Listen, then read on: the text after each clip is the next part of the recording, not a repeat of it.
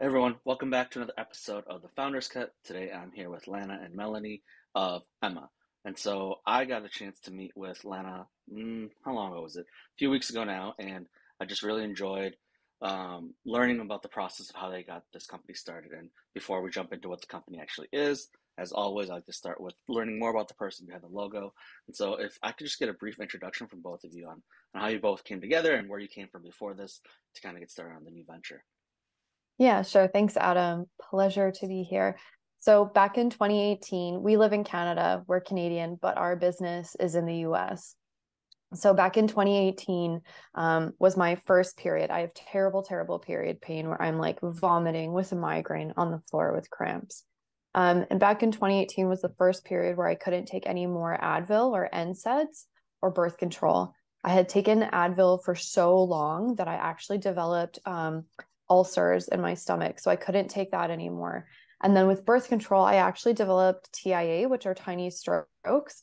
So I couldn't take that. So this was the first time where I had nothing to help me manage my pain while I was doing my master's.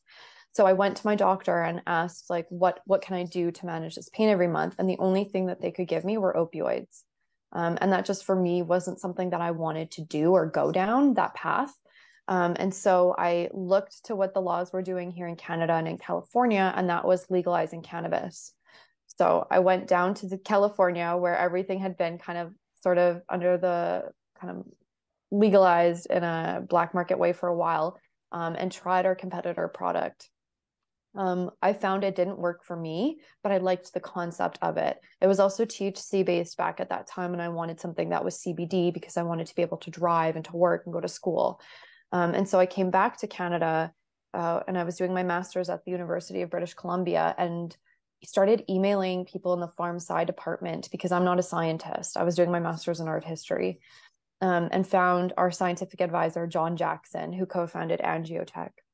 And so luckily, working with him for a year, doing cannabis research on the side, he introduced me to Melanie and our third co-founder, Mally, who's our CSO. Yeah, hi. So I'm Melanie. Thanks for having me on the show. So my background is I'm in cell biology. I'm a cell biologist. I've worked as hands for hire in various labs all over Canada and the States and the UK. Anything from stem cells, cancer, that kind of thing. My most recent project that I was working on was on bladder cancer and drug delivery. So John knew that I was looking for something to do, and he suggested that I meet Lanna and work on this project. And so another reason why I was really interested in it is I did my master's degree in women's studies. So it was perfect for me to do something in the realm of women's health. And unfortunately, I was in a skydiving accident when I was 19. And so I've been taking handfuls and handfuls and handfuls of NSAIDs, things like, non-steroidal anti-inflammatories, painkillers, everything from Tylenol to ibuprofen to Advil. And it has also given me horrible gastrointestinal problems, so I can't really take them anymore. So we got together with Mally, our third co-founder, and Lanna will tell you a bit more about her. But we started working. Well, I started working on the project about 2.5 years ago now, and we've had Mally for a year and a half. Awesome. Well, I appreciate your backgrounds, and it's always interesting to hear where people came from before they started this. So, not having a scientific background, but then jumping into the Mm, space, head first. I honestly think it's important for people that have different viewpoints to tackle issues and problems anyway. So it's probably why you had, this early success in building this because you didn't come from a traditional background with your tool set was different, so you tackled the mm, problem with different tools. So mm. I think it's always smart in that way when people with different backgrounds tackle something. So let's talk more about Aima. What is Aima? Yeah. And I guess like at a high level for someone that might be hearing about this for the first time, Mm. like how would you explain it to somebody? Yeah, sure. So Emma means bloody in Greek because I'm half Greek, and we thought it would be a fun way to talk about period pain. So we developed the company Emma in 2019, and we are working on our first product called OV Relief, like ovary. um, But generally speaking, Emma is a period pain company, and we've developed vaginal suppositories and a line of products using cannabinoids to tackle this period pain. So it's safe and effective solutions that are used with cannabinoids. So our first product, OVY RELIEF, is a vaginal suppository that delivers CBD, CBG, and another active agent that's part of our patent to the vagina and uterus for a safe and effective period pain solution.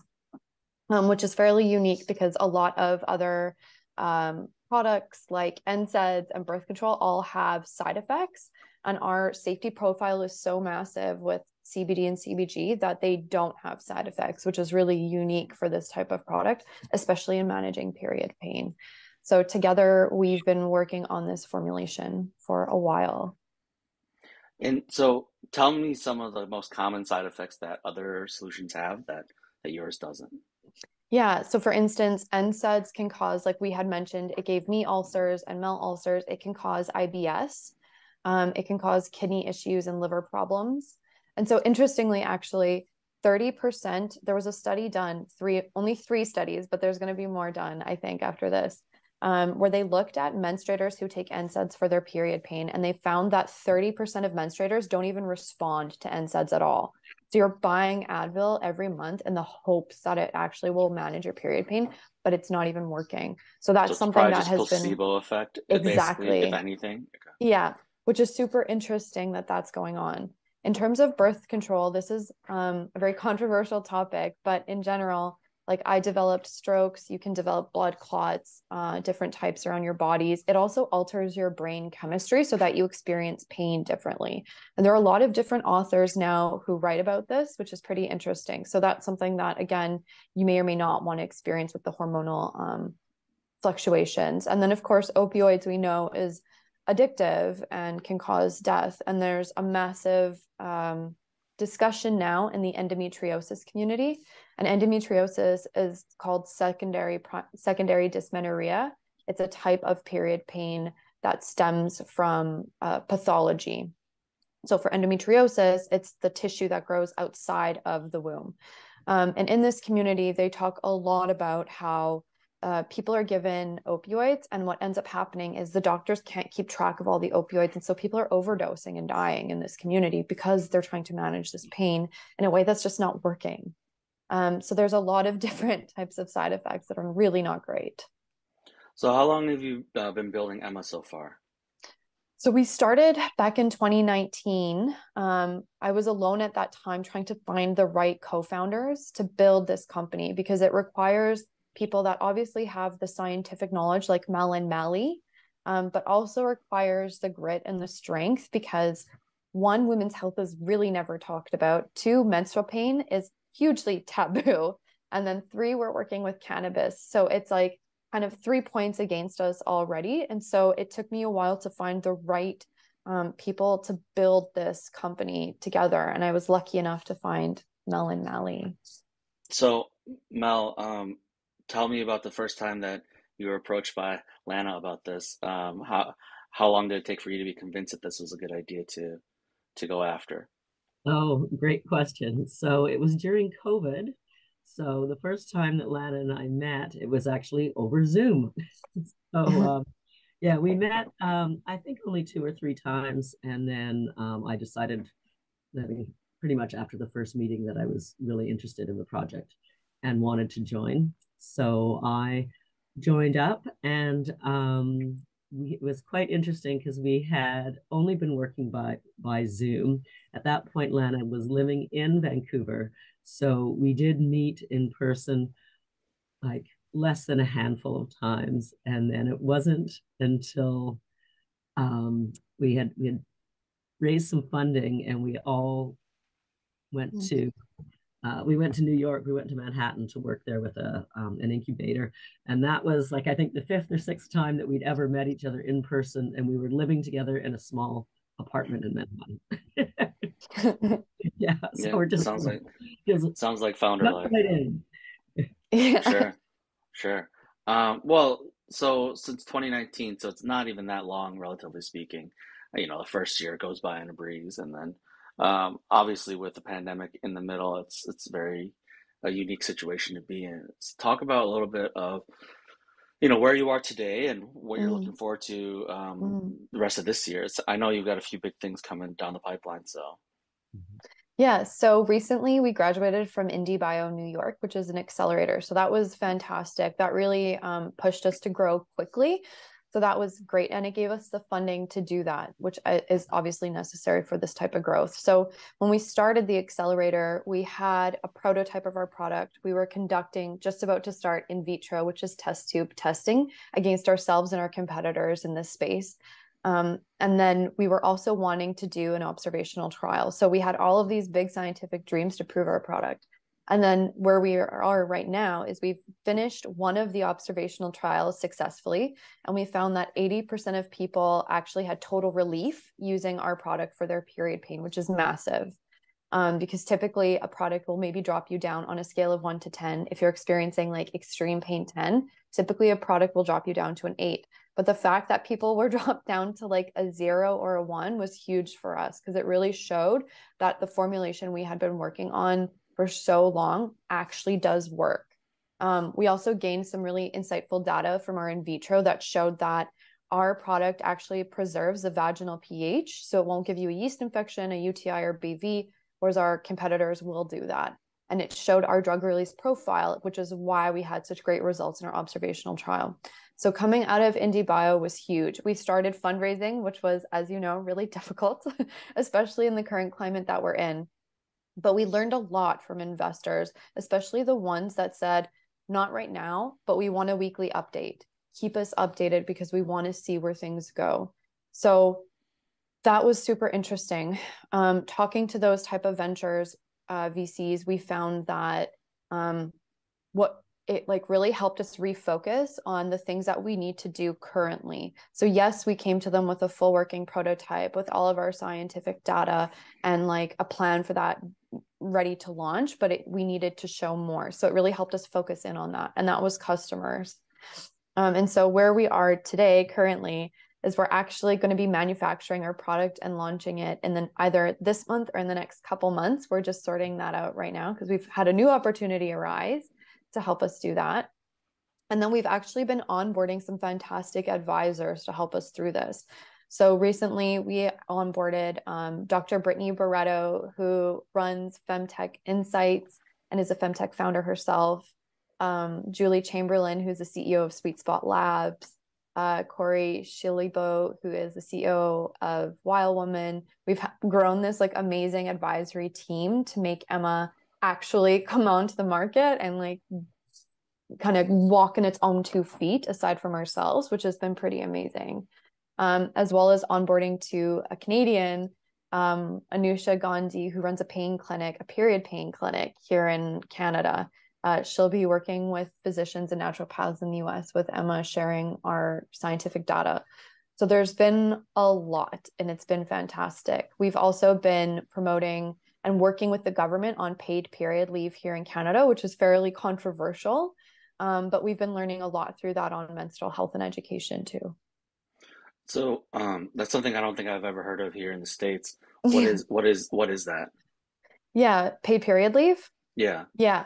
So paid period leave is certain countries like Spain, Japan, Zambia, they all have paid period leave, meaning like if a menstruator needs to take 3 to 5 days from work, they can, and they're not penalized. They don't lose the money for those days.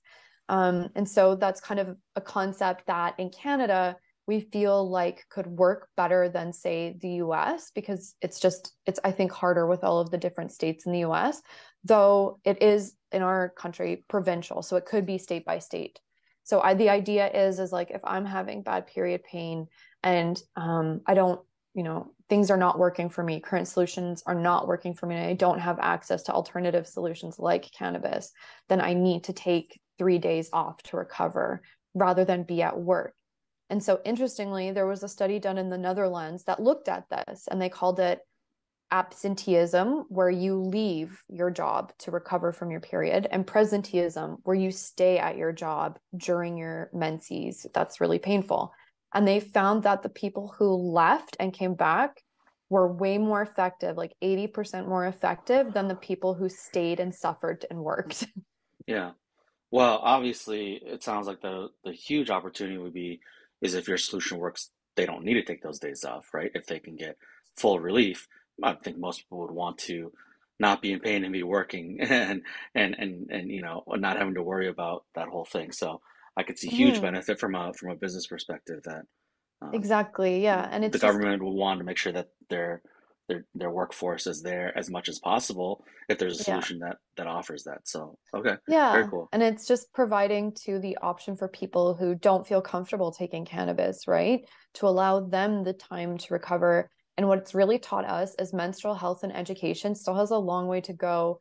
We posted actually on different Reddit posts across Canada to see the reaction, and it was fairly shocking. There's a lot of people who don't understand anything about menstruation, never mind period pain, right? So it showed us that we have a long way to go in educating not just our Sure, consumers, but people in general. sure. As you get ready to release your first products for market, what can people expect in terms of availability? Like, is it only in Canada? And then cost, I guess, is the next big thing. Mm. Yeah, so despite us being Canadians and having a parent Canadian company, we also have a US subsidiary. So that's where a majority of our work is done. We don't sell in Canada, we only sell in the US. The reason why is because Health Canada has actually blocked the use of CBG, and our formulation has an extra active ingredient in there that makes it patent pending. That's super great for period pain. So they've just blocked that. Whereas the US has a more open approach to it, especially with the FDA. So, for example, if a menstruator is Alaska, let's just say, they can actually order our product online and it's shipped to them. So, anyone in any state except for Utah can order our product online and it's shipped to them. We're working getting LOIs right now with major retailers that could carry our products in specific regions just to test out the in-person experience. But really, anybody in the US except Utah can Sure. order our product. And then, do you have a price point in mind for the product? Yeah. So right now we're working with $34, $35 for a pack of five, which is relatively lower than our competitors who charge $44 for a pack of five with a quarter of the dosage that we offer.